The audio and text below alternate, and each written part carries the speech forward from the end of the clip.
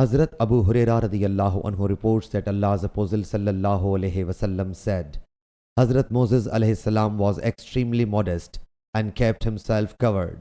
No one could see a bit part of his body because of his modesty. The Israelis, just to annoy him, started saying he concealed his body to such an extent only because of some ailment. He has contracted leprosy or a scrotal hernia or some other disease.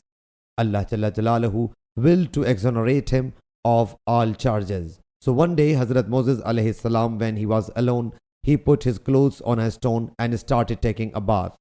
When he had taken a bath and proceeded towards the stone to take the clothes, the stone fled away with his clothes. Hazrat Moses alayhi salam held his staff to beat the stone and kept saying, O stone, my clothes, O stone, my clothes, till he passed by a company of the Banu Israel, who witnessed him in the nude, that he had been formed beautifully and there was nothing he had been charged with.